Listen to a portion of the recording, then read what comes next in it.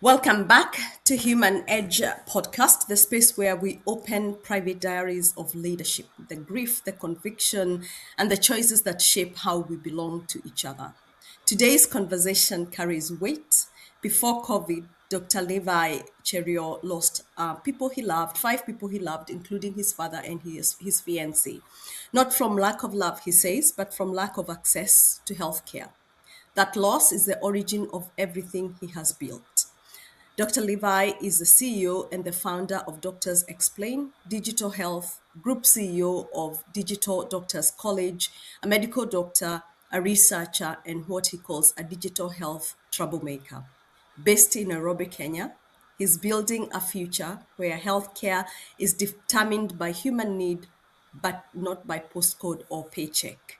Now, Dr. Levi, before COVID, you lost five close family members, including your father and your fiancé. And you've Yes. said they didn't just die for lack of love, but for lack of access. Can you please take us back to that season of your life and what did that do to you as a human being? It was very devastating because we have three doctors. My late father was a doctor himself, but Mm, you can imagine the irony. And we have three doctors in our family. Despite all mm, that, he was misdiagnosed and was treated for non-existent conditions. By the time he was properly diagnosed and rushed to a referral hospital, it was too late. That mm, was way back in 2011. mm, Uh, Before that, I was planning to marry mm, a lady we had been in a relationship with. And then 6 months before pre-wedding, she was diagnosed with an advanced brain tumor. mm. She had lived complaining of headache, a Yeah. persistent headache. But where I come from, Kalenjin land, people do not take seriously, small. People want to see you fainting. If you faint now, people can take you seriously. But small complaints, oh, headache. But it was,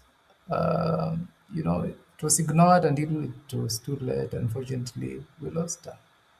Mm, I also lost two close relatives who were like my father and mother. I was brought up by grandparents.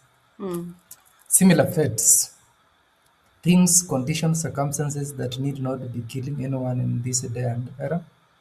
So it forced me to really do something about it because I realized our hospitals, our healthcare system has borrowed heavily from Western, especially American healthcare system. We have heavily commercialized our healthcare system. mm, I posit that our healthcare system, as things stand right now, do two things exemplary well. Number one, it accelerates your untimely death, and then it collects your money. That is the ugly reality of our healthcare system. mm, Yeah. mm. It is very sad and it's very true and it's the story of almost every household.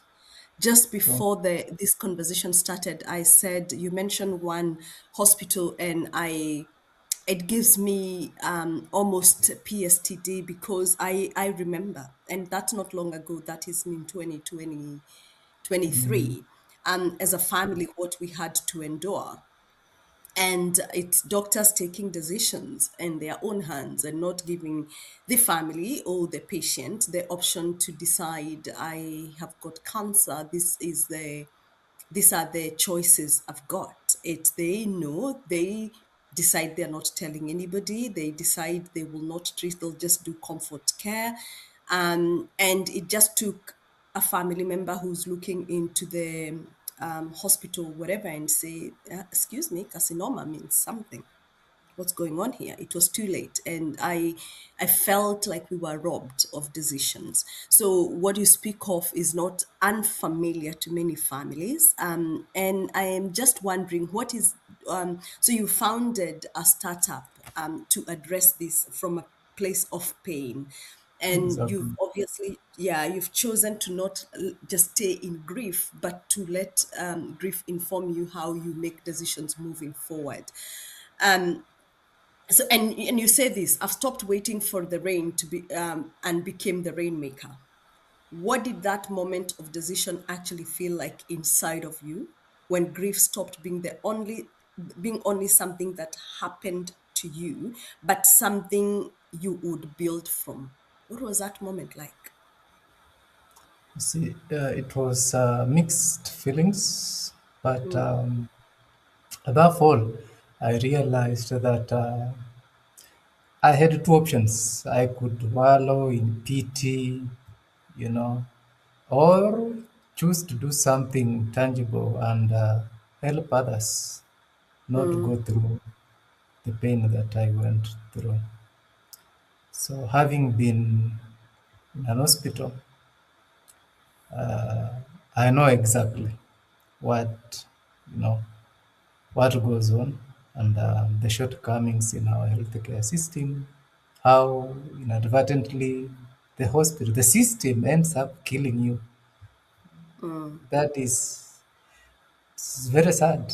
So doctors explain was to me a way of preventing people. If I could prevent people from coming to hospital, from meeting their fate, Untimely death. exactly, the better. Because you see, as a doctor, I went to school to, you know, you want to alleviate suffering, human suffering, pain from this and all that. But if you are just confirming and signing death certificates, you see, at the end of the day, there is no job satisfaction. And if a parent dies, you see, that is a loss to a family. Their children, kids who will miss out on school, their futures will never be the same again. So uh, it was for me inevitable. I had to do something. So I felt a very strong conviction to do something. Right. So doctor explain. What do doctor explain do? So generally speaking, doctors explain we are trying to democratize healthcare by breaking both geographical and communication barriers. Communication barriers through TV, radio, teleconsultation, geographical barriers. We have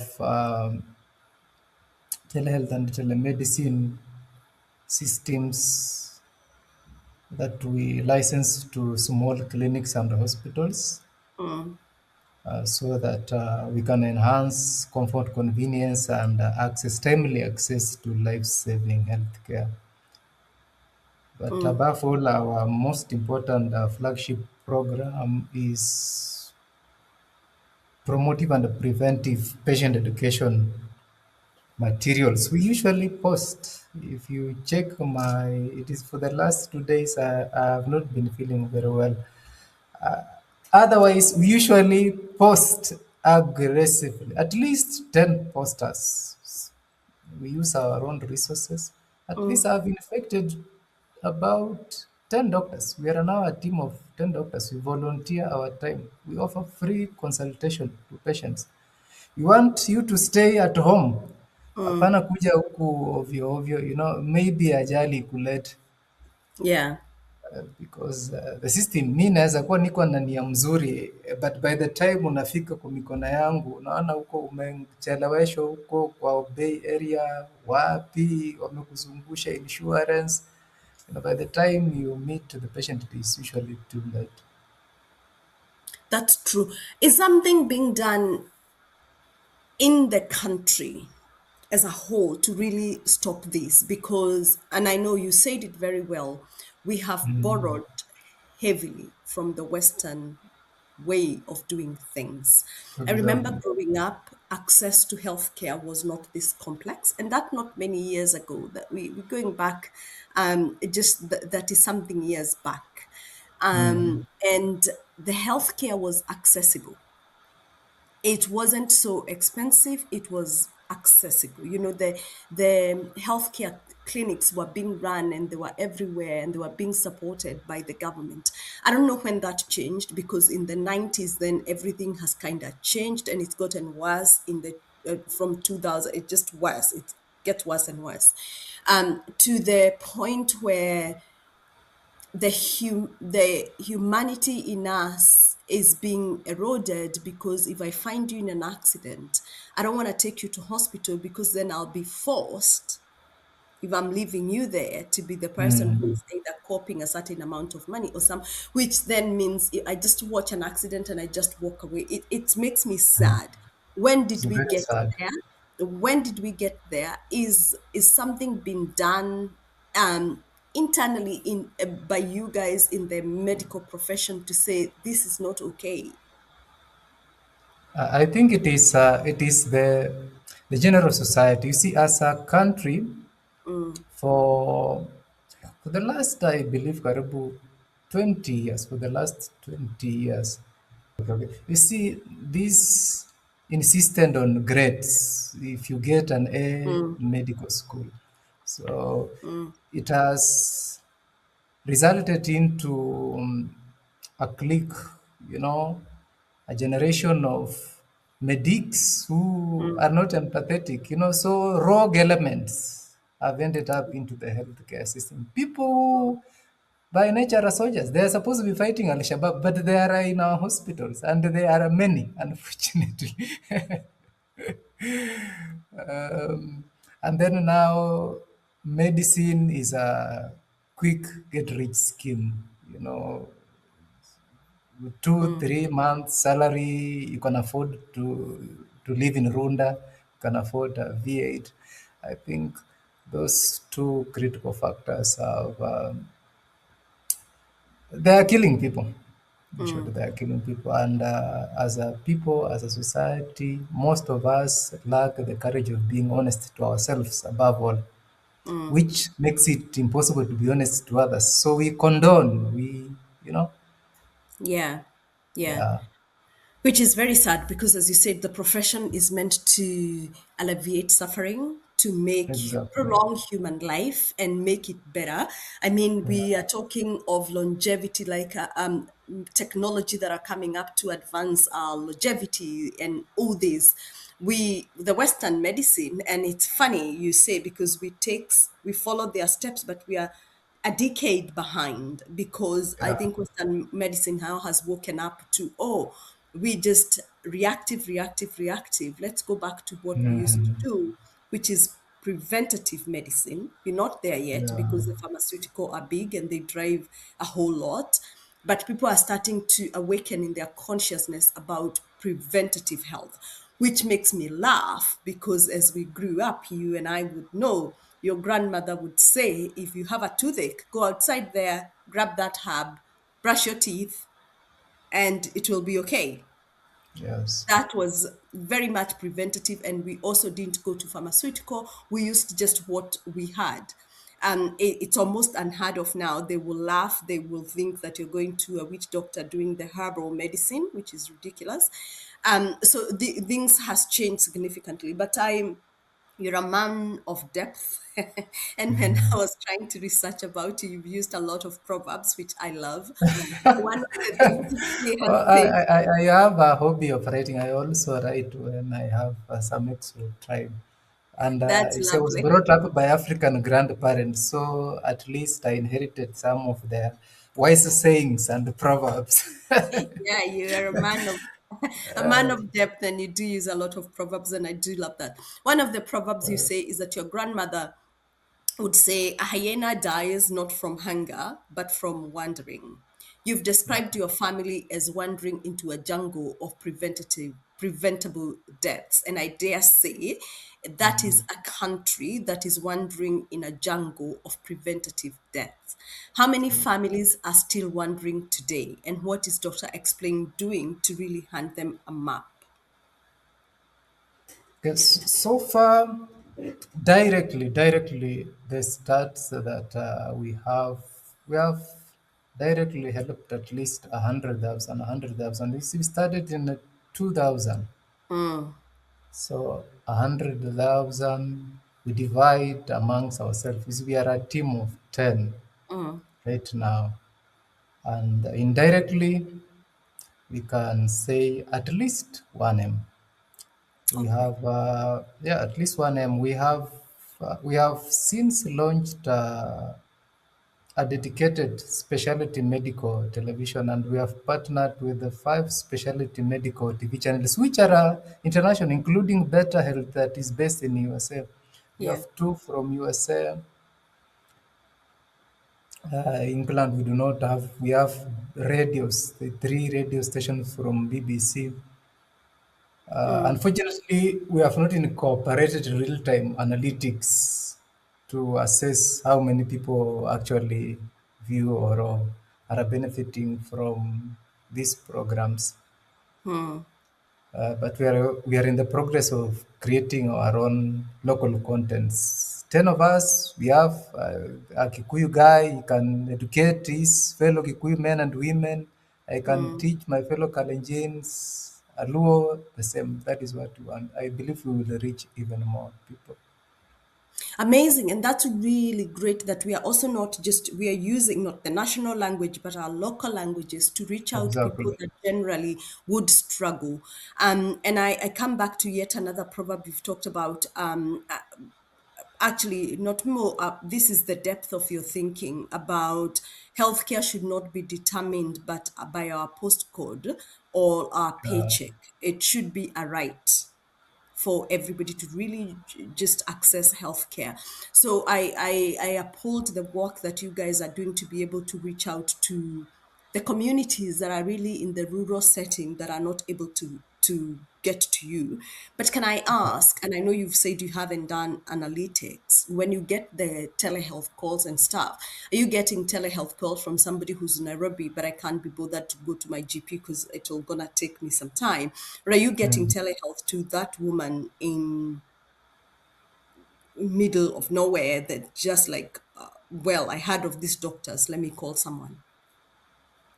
Ironically, many, because they interact with our content online. So we usually get calls, typical Mm, calls, mobile mm, calls. And you see, when you help one person, they know "Ah, there is a free doctor here." So we mm, prioritize cases, yeah, huko nyumbani, our mothers, our sisters. These are the most vulnerable people mm, who cannot afford 5,000 consultation fee. yeah. So by the time they reach the hospital, people might die. Mm, mm. So those are the cases that we have chosen as a platform to prioritize huko nyumbani kabisa. So we deal with them. Most of them need through calls because Mm, they do not have access to internet. We are also working on a USSD. mm, Yeah, and then we usually organize camps. We were in Chuka. We usually organize medical camps. We were in Chuka for 2 weeks last year, April. We are also organizing. We go to another part of the country so that we become a movement. During that time, we infected 2 doctors. 2 doctors joined us. oh, great. So I believe if you are doing this regularly, we Yeah. could be an army of 100. And that is very true because, as you said, there Yeah, are people who join the profession because they deeply care. They can see what's exactly. going in the system, and sometimes they just Yeah, don't know what to do next. So I do believe that it is a movement, and I really love that you're out there in the socials because people will get to hear it. yeah, I do love that you're getting calls from reserve because yeah, yeah, that was a concern. The beauty, as much as there are things to talk about the country that would need to be addressed, the communication is getting better. And people are exactly. getting, when I say communication, is the telecommunication. So almost Yeah, everybody now has a mobile phone. yeah, So even people that could not necessarily before be able to reach out, they now can reach out. Children that are listening to us that have got parents in reserve that are like, oh yeah, my dad is going through something and we don't know, this could be mm, a time that we can reach to doctor, explain, and go from there.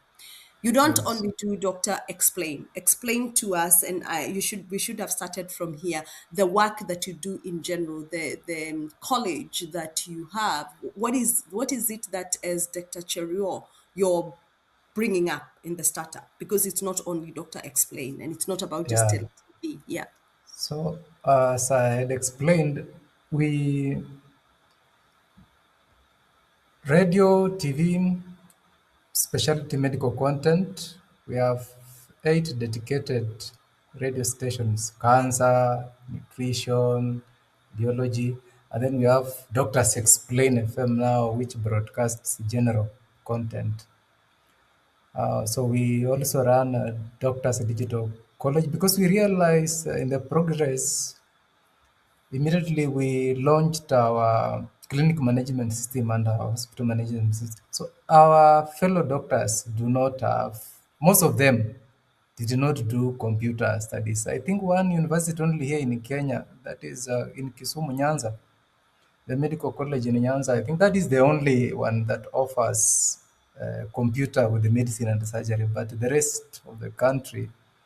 So you will find that many healthcare professionals, by the time they graduate, they lack digital skills. So that is one key aspect that we realized will help us achieve our goals.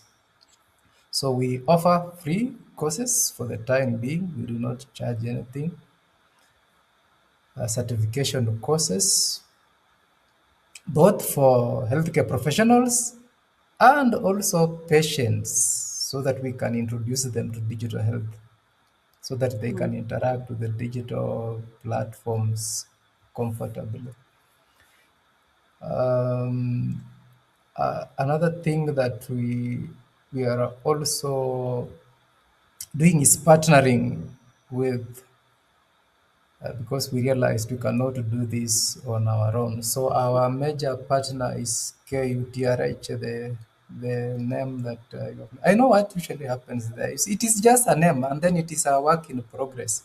And then there are a lot of PR, sales and marketing, cancer. They have a lot of good facilities, but now the people, you know, politicians send here their relatives. You know, you will find a department of medical innovation. It is led by a relative of a certain MP who happens to have, you see, cognitive disability. It is a very sad situation. See? Yeah. Yeah. So things like those. So Mm, we partnered with KU Referral, mm, at least for credibility purposes, and then yeah. we usually use some of their resources. They have a mobile clinic. We Mm, usually use their mobile clinic tukienda mashinani huko, and I also work there. That is my working station. right. So we have uh, we have formalized about 4 other partnerships, including international partnerships. Mm, AWS, we have a formal arrangement with AWS. They support us with some digital infrastructure, storage, cloud computing. We also we were awarded Microsoft for non-profit mm. award. It comes with 365 and other benefits. Oh, great. So those have really helped us.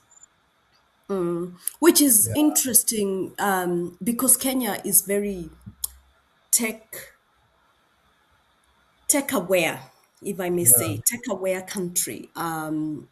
When you look at geographically where we are placed, in the region, we're very tech savvy, tech aware, digital health.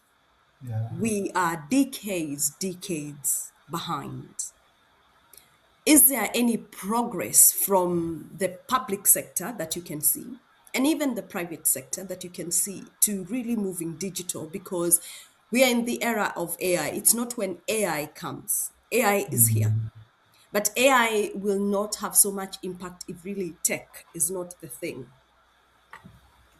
So, where do you think we are in this journey of digital health, and what would need to happen? How do we change the mentality of our grandmothers sitting somewhere in Chuka and thinking, huh? What is this? Okay. How are we gonna do this to be Well, you see, digital? uh, uh, private sector, like us, we are a startup, a private sector is leading the way. Unfortunately, government, you see, behind the Mm, tent, most of government initiatives and projects that are not well-meaning. They're mm, just cash cows for yeah. PR and all of that. But the private sector is leading the way. And I believe if we encourage people who are into social enterprises, people who are mission driven, those are things which have potential of changing lives.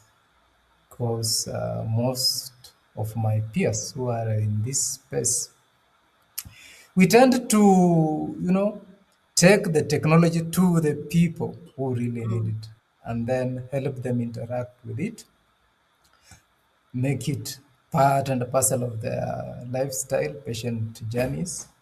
Thank you. I Yeah, believe that that will help going forward. And then policies.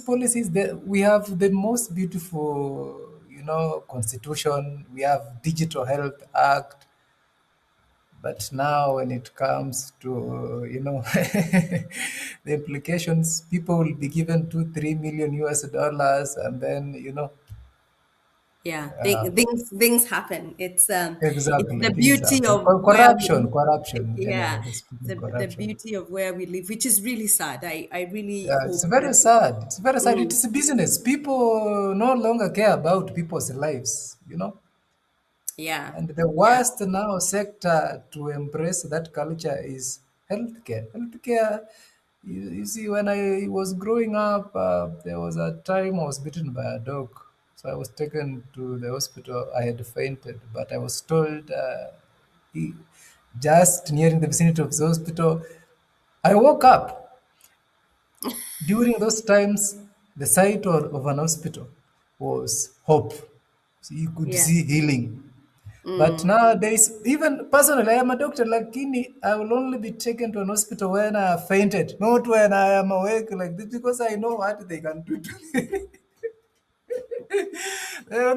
They will break your leg and misbandage you and take you to the ICU because the case manager has been told we want those beds filled. That is the ugly reality of our healthcare system. It is so, and I say, I think we've all been very close there because I remember yet another uncle who, has got ENT issues, and ENT does affect, sometimes you can have these headaches and stuff, and then they started to say something from the ear. Then they started to Yeah, say, no, he needs to go for a brain surgery. I'm like, huh? When see? did we move from the ear to a brain surgery? But that's only because there's insurance involved in it. And so it Exactly. costs you to get a second and a third opinion. And it all works with intuition where you're like, no, Yeah. it's really a sad story, Yeah. but it's great to see humans like you, Dr. Cherio, Mm. that are coming up and saying we can do better, we can have So, morality, we can put politics on the side and work yeah. with humans, because I think greed, corruption, bringing political into the healthcare, it's what is really changed the healthcare sector, and it's really sad because the people that desperately need it don't get it. The woman who's in So, Kilifi and is heavily pregnant and has complications and can't afford gloves to be seen by a midwife, then what ends up happening? Because my understanding is that they need to bring everything: a needle, a syringe, the gloves. can imagine. Really sad. Really, really sad. So Exactly. you have studied machine AI. or Yeah, machine learning for healthcare. You've worked on AI automated fetal ultrasound for community midwives. yeah, When AI is in the hands of a midwife in rural clinic, what yeah. changes for the woman on the table at that moment?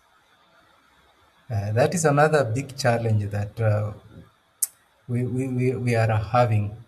Mm, Issues of internet. mm, Reaching the last mile, internet has been quite a challenge because AI without internet tricky sana. So as a walk around, we mm, are trying to implement portable ultrasound that is embedded with an AI, so that just buttons and then it can work. That is where we are headed. The challenges we have tried that, it proved really tricky. So currently, they can just interact with the chatbots uh, for education and simple analysis. mm. Yeah, Great. I may know somebody I need to introduce you to about that, and then you guys can have a chat and see what is possible in the that world will of be great. AI and ultrasounds and that sort of medical imaging. Yeah, Yeah, I will do that introduction. It's interesting what comes up when we have this conversation. So hopefully that will go somewhere, right. because I know it can change lives, and it does mean it's quick diagnosis. It's not waiting Exactly. for readings to happen. I don't know by a radiologist where and when. Uh, So yeah, I think that would make a huge difference to paint the two futures you see with AI, particularly in the continent, and we'll be just as we say, the continent will our reference will be mostly Kenya because this is where you are. The yeah. future, what is the future that excites you because it closes the gaps? And the future that scares you because it repeats the same exclusion, just with better technology. This is when you think about AI. So I want you to paint for us the two futures you see with the AI being used in the African healthcare, the future that excites you because it's going to help us close some gaps, and the future that scares you because it's going to still be with the same, repeat the same exclusions, just with better technology.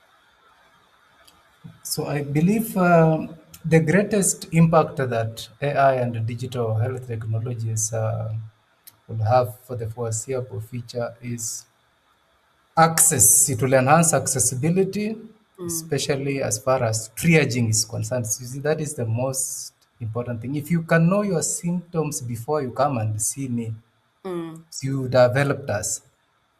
yeah. Hautakuwa umengoja hapo kwa bei ama nini nini. At least you have an inkling of what ails you. So Mm, triage supported by, assisted by AI, mm, that will have a very big impact, real mm, human impact.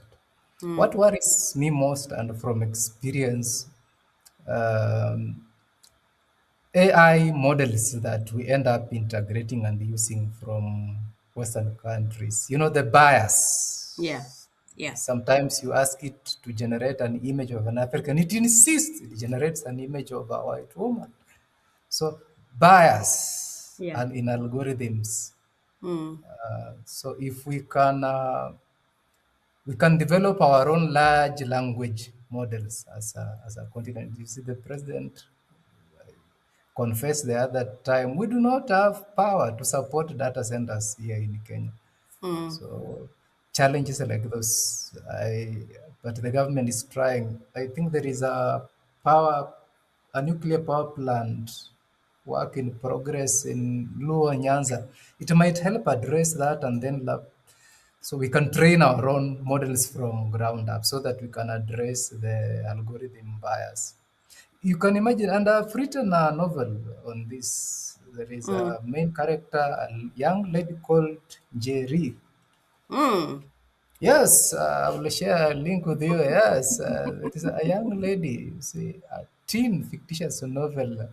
She realizes that the system, the AI system in Nairobi hospital here, is I don't know if it's knowingly misidentifying patients and determining who gets to live and who gets to die. Mm. Unfortunately, with biased algorithms, so she do something about it, and then she realizes there are powerful forces behind it. At the end of the day, she triumphs, and then we get a good system. I think that is my hope and prayer. The hope and prayer, and I believe we can do it. I think the continent have got the intellect, it's got the drive, Yeah, we can do it. We just need to believe in it and go ahead. Kenya exactly. particularly, I come back to tech. We've got at the river there full of this, all this tech, whatever. We surely should be able to be, and I know Athi River is full of external, they are all coming from abroad, and all the companies, Yeah. the Microsoft and whoever is, but if they're gonna leverage on the intellect that is in the continent, we can then leverage on utilizing the tech that they bring to really start building from scratch. So I think it's just about a matter of people getting on a table and with the same agenda. To me, I believe the problem we have is that we speak different language, and once somebody is given a kickback, we go back to Exactly. you don't see why we were here, and we lose momentum. But if we could all speak a common voice, we would come up with something. But I'm not holding my breath on this. I do believe there's intellect, there's capability in the country to start really developing our own models that don't have biases, because that is correct. Everything, even interesting. I'm in Australia and I have my mom here. And the other day we were seeing the doctor, and the GP was very concerned about possible osteoporosis, etc. Then we go to another doctor, said, but this reading were not taken into account that she's African, You see, and it changes everything. So, and it's I very thought, oh, sad. even myself, I didn't think Uh, about it. And the GP took their time to explain. I mean, the specialists, the endocrinologists took their time to explain, to say, but this was just scanning done. But the scan and everything they interpreted is just based on one person. We've we've got the African person, we've got the Asian. We are all built differently. So which is interesting. So I see the biases that sometimes can happen in, even in whether it's digital, that was a medical imaging. It could also happen if we are using AI to determine causes, etc., which is something to think about. You call yourself a digital healthcare troublemaker. In your uh, own words, what are the trouble you are making, and what are you making it for? Is it See, worthwhile? the disruption. Number one, I told my friend I also happen to have a working experience with the nation media.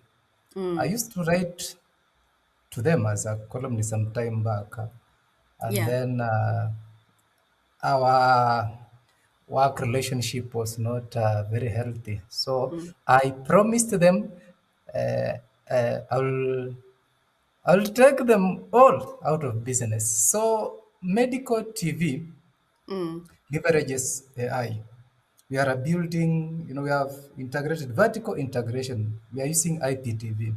mm, So we want to migrate the entire multimedia ecosystem in Kenya into IPTV. We have mm. onboarded international channels. The only guys who bado ni kina hao sasa standard na nini, but BBC wako hapo, even yours ABC Australia wako. So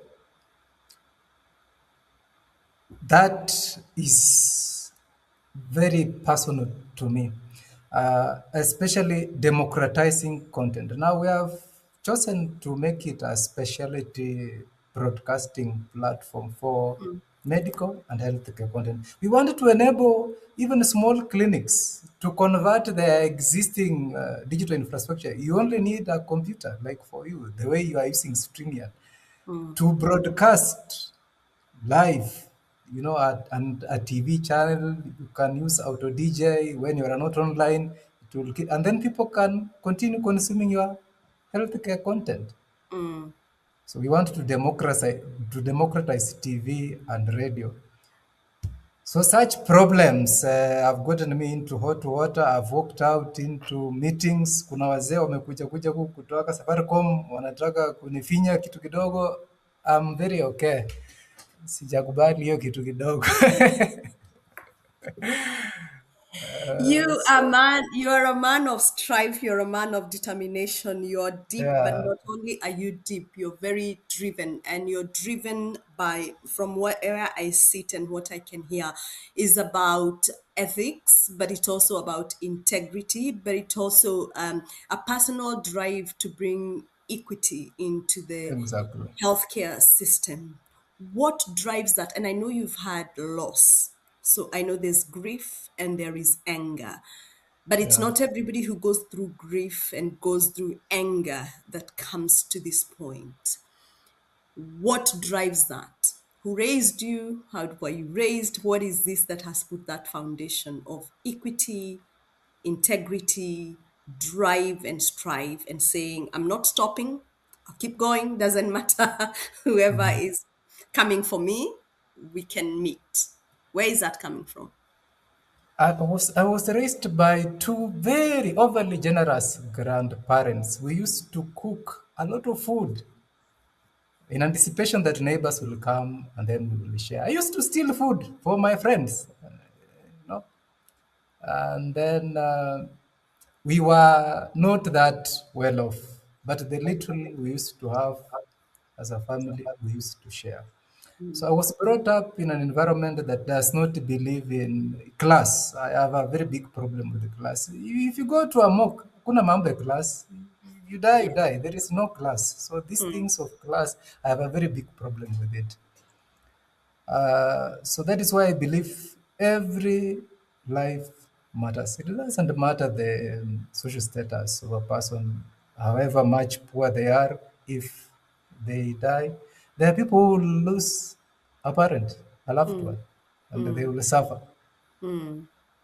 So I believe it stems from there. I used to be called Mwelusi when I was in high school. There was a character in a set book called Kifo Kisimani. There was a character called Mwelusi. He used to fight for the people. So I have a long track record of fighting for justice, social justice. Yeah, and I love that. I love that. I love that you're spearheading social justice. I hear Yeah, you when you say you used to steal food. I remember being in high school and I uh, noticed this girl who never used to have much. She'd come to school and didn't have much. And I also didn't come from a family that lacked, but we weren't wealthy. So I then would go from there, I'd go shopping and I'd take two things. And it took a minute before my mom said, what is this? Why is it that you're always buying two of everything, trying to tell me economically, la, la, la. And eventually I had to confess that there's somebody else that I take to. And mom said, that's so easy. You tell us. She's an orphan. We will support in the ways that we can support. And I love that you're choosing to take people like that in community and not broadcast, because the problem we have today is see me, see me, see me. Oh, I just gave this person this, or I'm just doing this, but doing what really matters in human life with their health. So I want to honor the work that you're doing from a social thank justice you. perspective and really ensuring that healthcare, there is equity in healthcare. You have said that you see your family in every patient face. Exactly. What does that do to you as a leader in your decision, your boundaries, and how you treat the people you work with? So empathy and then communication. It also enhances communication. You see, if you can speak to an elderly person, Rika ya baba yako, as your father, it makes communication very easy. It makes patients open up and trust you. It also fosters trust. We are overwhelmed by calls and visits. I've transformed my home. Sometimes like I'm spending a night here because there are patients using my house. There are about four of them. I have no place to. Oh, Yeah. Dr. You Chiro. see, so things Yeah, like those. And then yeah. these patients become ambassadors. And Oh, amazing. they have helped Yeah, us to grow. So patients, clients that we get are word of mouth. yeah. So it has helped us as a startup. I think trust and where we are going as a brand, I believe it has a matunda pia. Lovely. Yeah, I am amazed by the work that you're doing, and I want us. We're coming very close to the end. I just wonder for anybody listening to us, including myself, and I know I said I'll do an introduction. When we Yeah. want to support, what is it that you stand for, and what is it that you're doing? How can we do that, and where do we go? Okay. You see, www.doctorsexplain.net. We welcome donations that support contents, specifically contents for maternal, neonatal, and child health. That is one area that we have realized here in Kenya. It still needs a lot of support. Mothers still die during, childbirth. We buried a neighbor the other day. She died alongside the child, a young girl. We Yeah, that's were sad. schoolmates. It's very painful. Just Yeah. you see, giving birth should not be a death sentence. And most of these things just information, ignorance. So if Yeah. you can teach these people in the language that they understand, if you can link them with the doctors, nurses in their locations who understand their language, they know them, we can help prevent unnecessary deaths and Yeah. make Kenya a safe place to live in. Yeah, Amazing. So, so we also welcome volunteers. If you are a doctor, a nurse, you can sign up on our website, www.doctorsexplain.net, as a doctor, as a pharmacist, and then there is an option of you volunteering your time, or you can charge a small fee. And then I believe if you go to our website, we have guys from Nigeria. Nigerians are the majority. We have Nigerians, Tanzanians, we have people from Somalia, and a few Kenyans, ironically. That is why I was telling you, Kenyans have borrowed heavily this capitalism culture. We are too money minded, you know? Yeah. Bali, where there is no, money, it is very sad. So we want to break that cycle. If people see there are people who are doing it and we are surviving, thriving just like them, chances are they will join hands with us.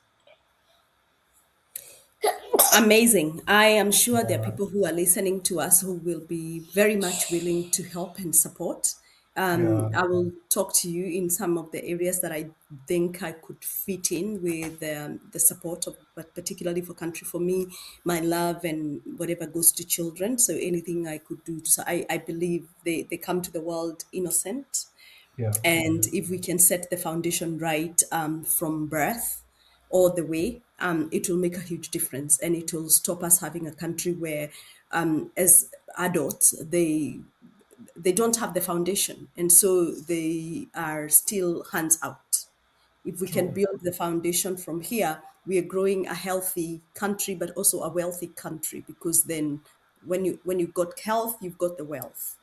true. So in closing, if you could say one sentence to your father or to your fiancé about what you're building now, what would you want them to know?